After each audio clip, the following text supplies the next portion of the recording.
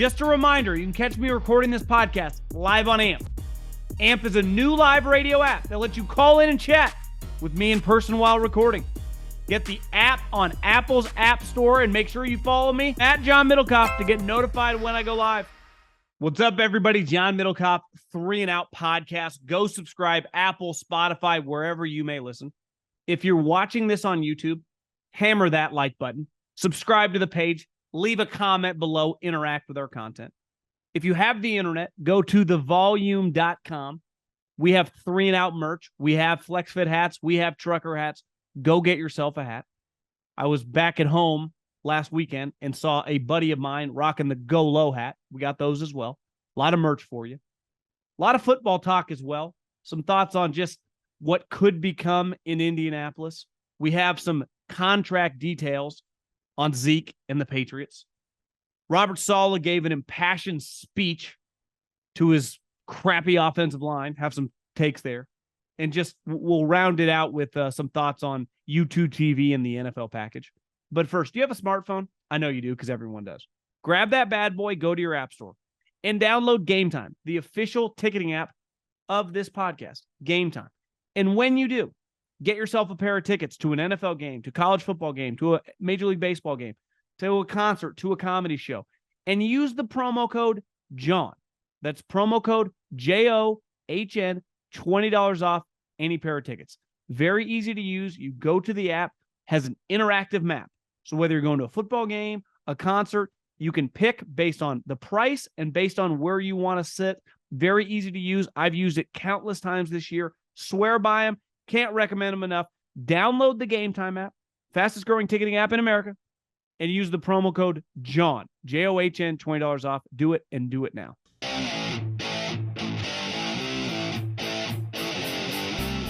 I actually saw a headline right before I was going to fire up this podcast, and it got me thinking. And it was Shane Steichen that basically, essentially said there is no ceiling for Anthony Richardson. He can be as good as he wants to be. And listen, anytime you draft a high ceiling player, there is no guarantee that he'll ever be good, let alone some star. But I'm always for taking big swings in drafts in general. I will always back a team for swinging for the fences, because anytime that you try to hit a home run, you might strike out. And while that's cool in modern day baseball, historically, it can be pretty bad. It can cost people jobs, right? And when it comes to quarterback play, we have seen the amount of quarterbacks that are getting drafted high. I guess it's always been that way, but the last 5-6 years, these quarterbacks, not based on much, are going really high. And it got me thinking about Shane Steichen. Like, how do you become a lot of defensive coaches, right? Mike Tomlin, Harbaugh, technically a special teams guy, but he also has got a little defensive background. And obviously Belichick, Pete Carroll, like those guys, champion coaches, right? Championship level guys. But none of them are viewed as like super schematic offensive guys. They are very dependent on their offensive coordinator. Even Belichick, which, for my money goes down as the greatest coach of my lifetime. You give him a shitty offensive coordinator, aka a defensive coordinator, he's going to suck, right? Pete Carroll used to butt heads with some of his offensive coordinators, Russell Wilson. It could be disastrous relative to their standards, right? And then you think of all the young, hotshot offensive coordinators who we view as successful around the NFL. Andy Reid. What made him really special in Philadelphia? Obviously consistent winning, but he won with several different quarterbacks and several different types of quarterbacks. I mean, he's made the playoffs with Jeff Garcia. He could be competitive with Jay Feely, let alone a guy like Michael Vick or Donovan McNabb. Drafted Kevin Kolb. Now, I don't think Kevin would have actually been good, but he was cool with trying it. Alex Smith, Patrick Mahomes, very open-minded. He can win with anyone. Can he win a Super Bowl? No. He can win a Super Bowl with Patrick Mahomes. But can he win divisions, host playoff games with Alex Smith? Hell yeah. That's why Jim Harbaugh got a lot of credit. One with a lot of different types of quarterbacks. And like, what makes a great CEO right now in America? Well, if you're a public company, is your stock going up, right? Do you do things to drive the stock price up? Because if you do, we will view you as a really good CEO. When it comes to offensive football in the NFL, can you manipulate, coach, and work with the quarterback? And if the guy is not some elite player, can you coach around him and get the most out of him? How did Sean McVay become a star? It didn't take the Super Bowl for Sean McVay to be some headliner. He showed up in LA after Jared Goff's rookie year, which kind of was a joke. Now, I like Jared Goff coming out of Cal, but that rookie year made me question it. And then immediately they were rattling off playoff victories and competing against New England in a Super Bowl a couple years later, right? Kyle Shanahan. When we think of Kyle Shanahan, yeah, he whiffed on Trey Lance, but he can coach Matt Schaub. He can coach Matt Ryan. He can compete with Jimmy Garoppolo and Brock freaking Purdy, the last pick in the draft. Coach all different quarterbacks. It doesn't matter. The guy doesn't need to be the most talented. He can scheme around him.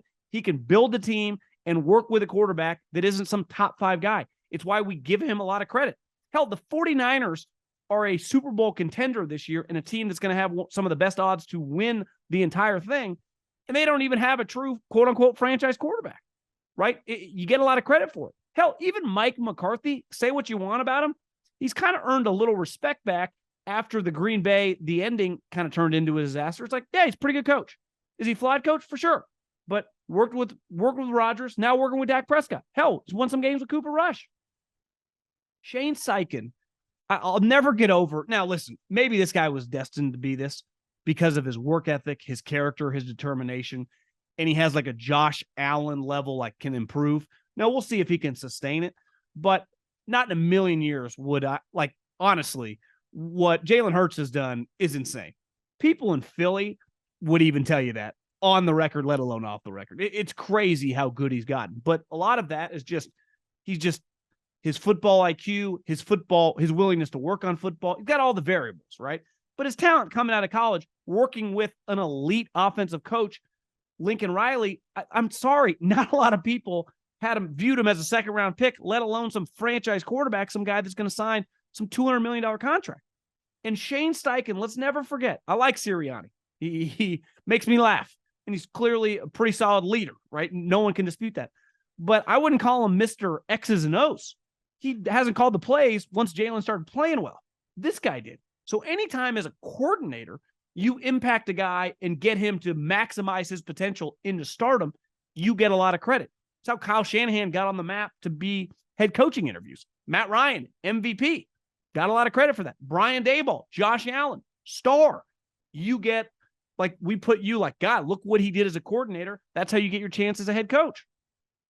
And Shane Steichen, when he makes these quotes about Anthony Richardson, if he turns Anthony Richardson into a top 10 quarterback, now I would probably just bet against it just because the history of the NFL, most of these guys do not become stars, just based on a numbers basis, right? But I knew a lot of people in the NFL that went through Florida, and as the process went, no one could argue about his physical skills, though his tape sucked. Now, his coach in college, and this is something that you're constantly battling as a scout, right? You have to separate the player sometimes from the program.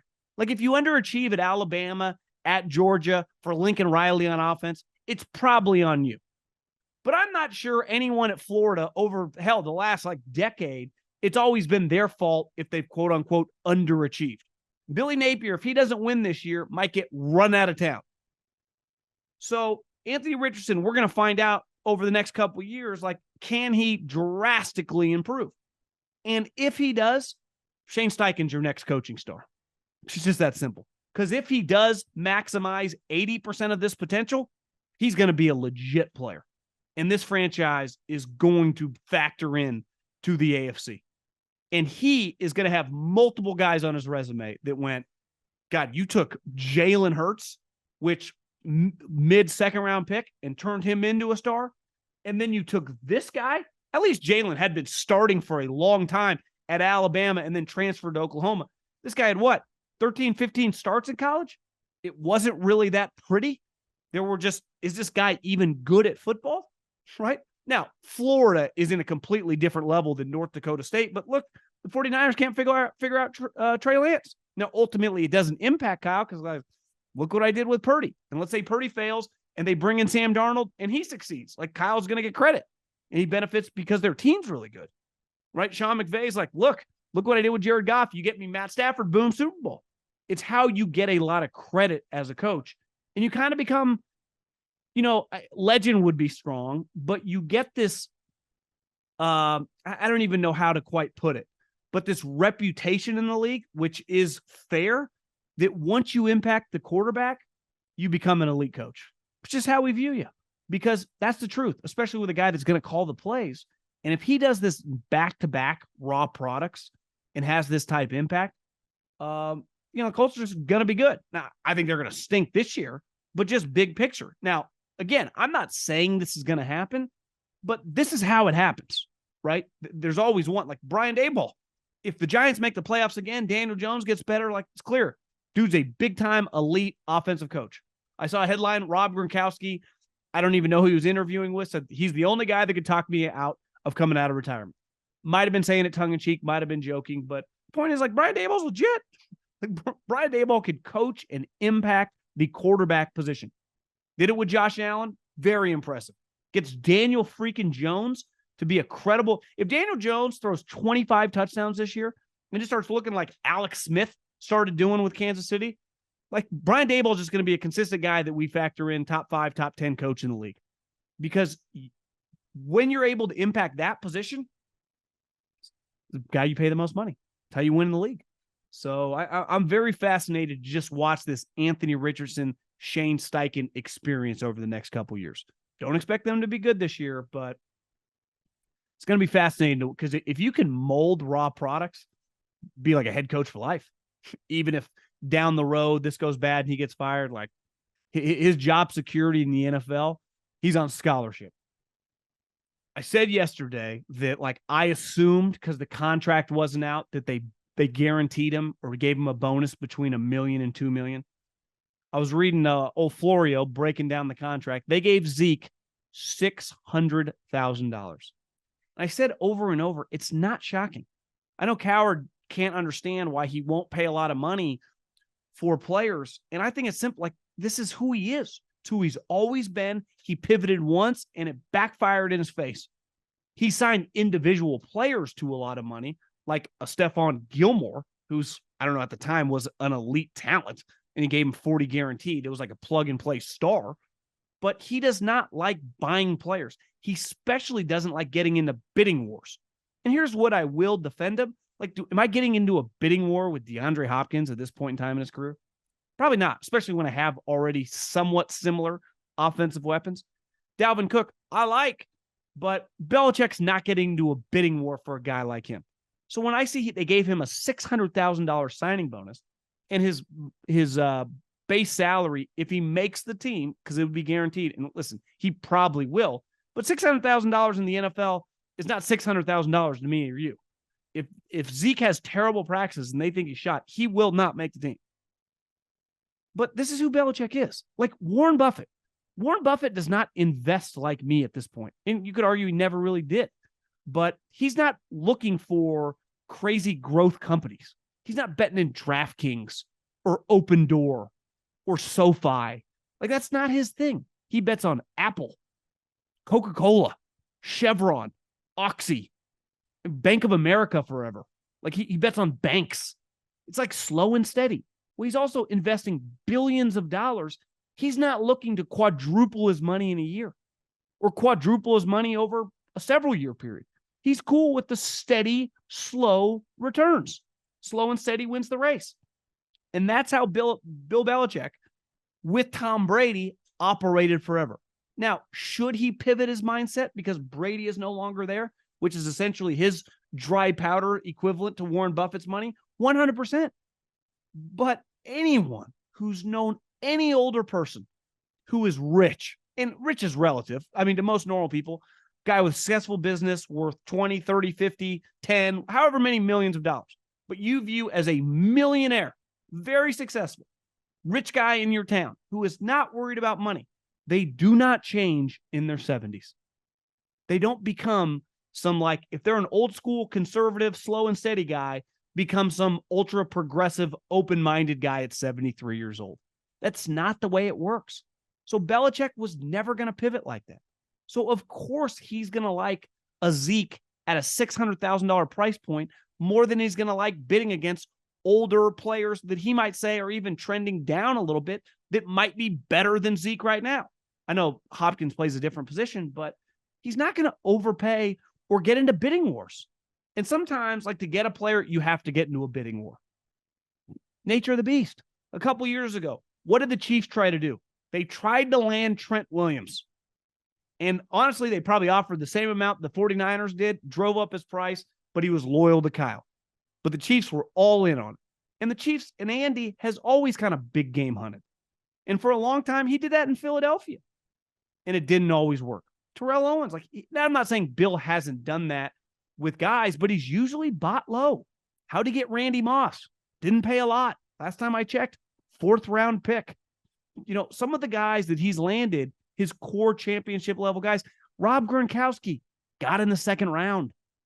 He is not some crazy wheeler and dealer, not worried about asset management. It means a lot to him. He views this a lot like a Warren Buffett type in terms of from an economical standpoint. Now, at this point in time in his career with the pressure on this team, is that the way to do it? Probably not.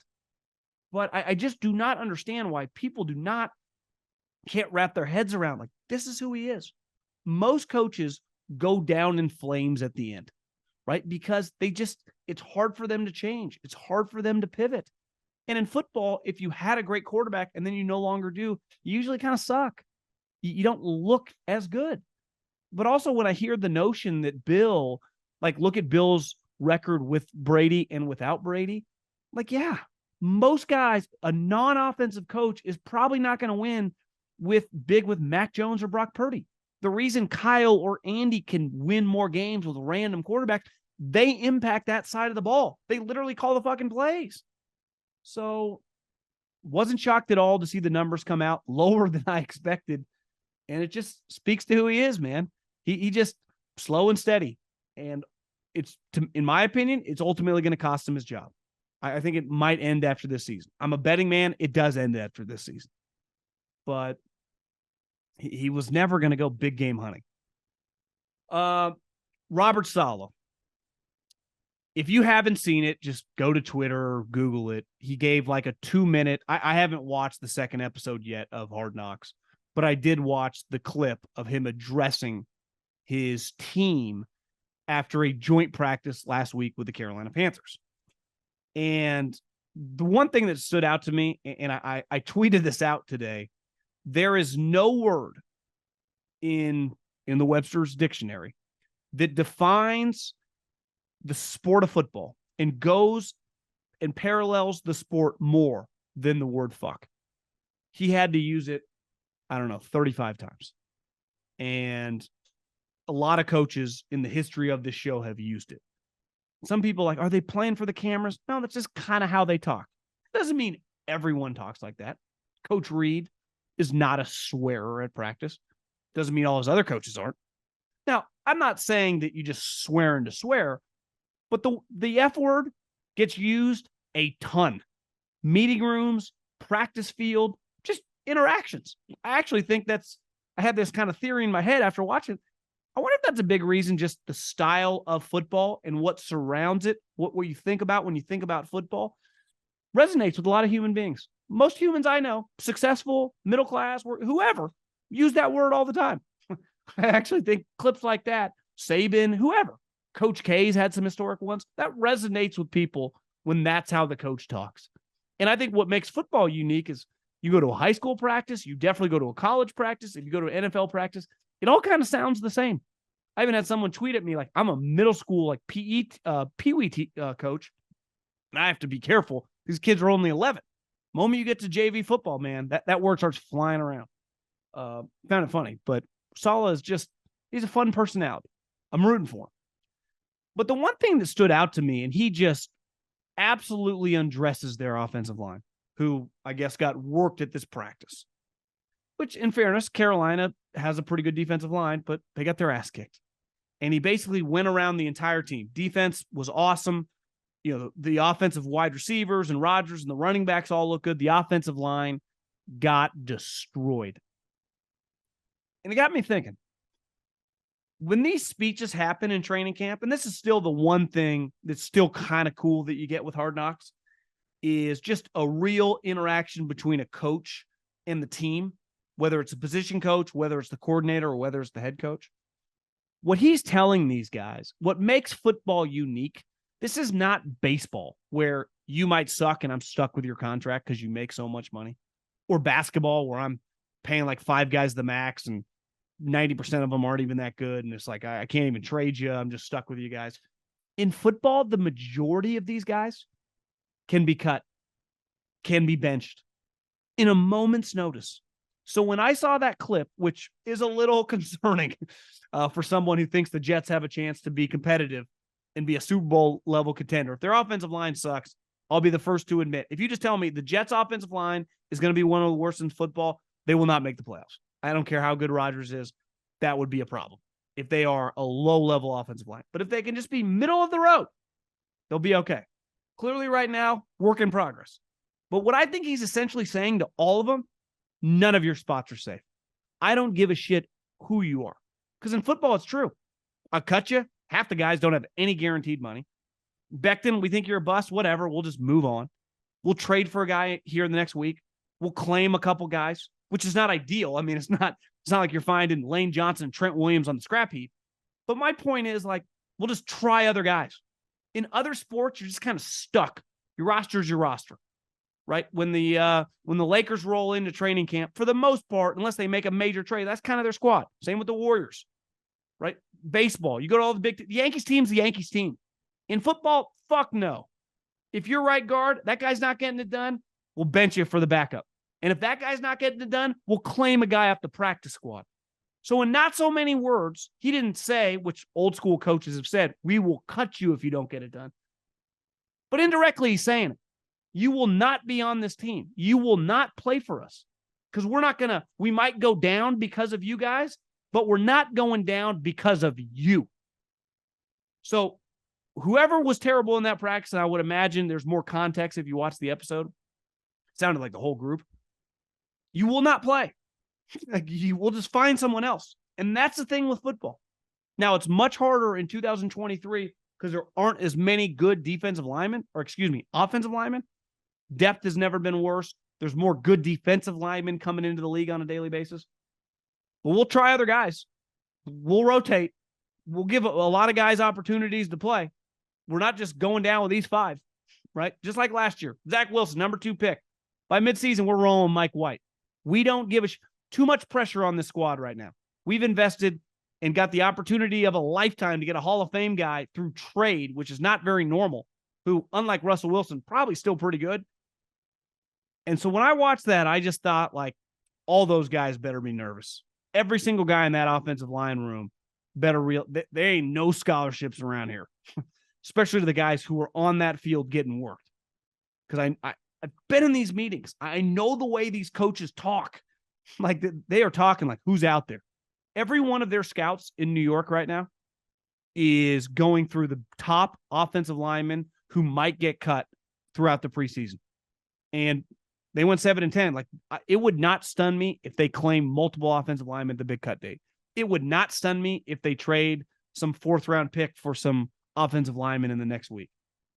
And that's what Robert Saleh is essentially telling them. Better pick your shit up, or you'll be packing your shit up out of town. And last but not least, I've been saying this forever, like the streaming. A lot of people like streaming. And listen, from an economical standpoint, like the business model, Disney's losing their ass. Netflix didn't make money for a long period of time. Like, clearly it's pretty hard. The amount of money you have to spend to then make money, it's complicated. But in terms of me, the consumer, can't recommend streaming services enough. I spend most of my time, if I'm not watching a game, like Netflix, the new Oxycontin show, I think it's called Painkiller, is elite. Cannot recommend it enough. This is the second Oxycontin show I've watched. Both of them have been fantastic. 2 of the better shows I've watched in the last 12 months. One, I think, was on Hulu. This one's on Netflix. Streaming services have changed the way I think about content. Now, there's also a lot of bad content, but I just watched The Lincoln Lawyer. I love it.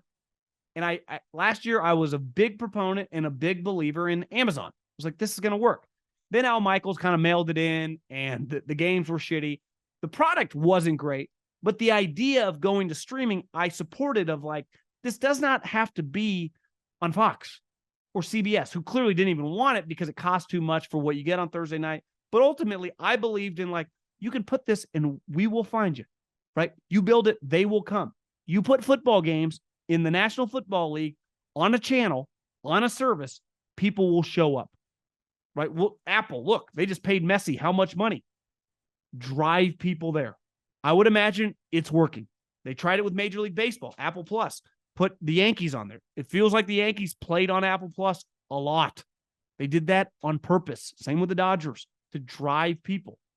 Well, I read today, DirecTV has basically had the package since forever, for 94, almost 30 years. And I haven't had DirecTV since I was growing up because we had to have it because you couldn't have basic cable where I lived. I don't know the exact reasoning, but you either had the dish or you had nothing. And I remember my dad, big sports guy, loved it because we immediately got all the packages. So NBA games, NFL, we had it all. And I got, for the first time in my adult life, the package because I worked in football. I never really needed it, had access to everything.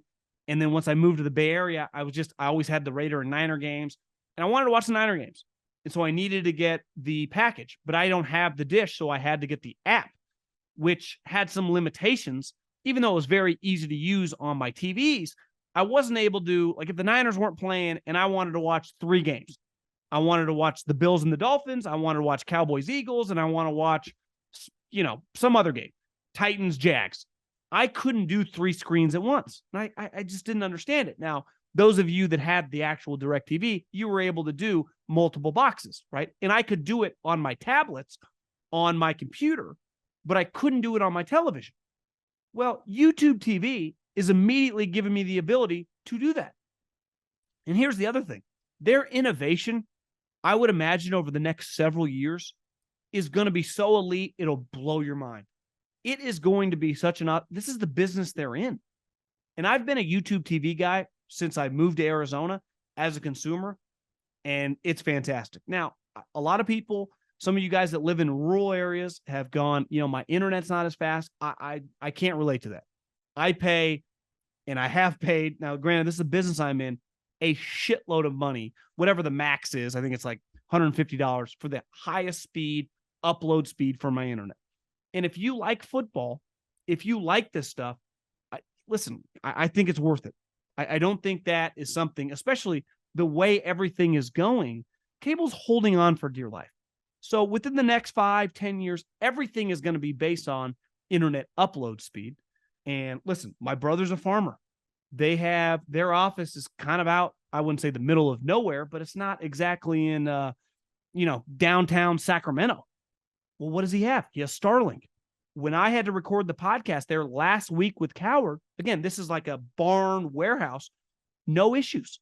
There are so many options, and that will only continue. I think YouTube TV with this package, and I read they need 5 million people to break even. And I think last year, I think they averaged over the last however many years way less than that. So they're not going to equal that. But ultimately, they just wanted it on the game. And I would guess they changed the game.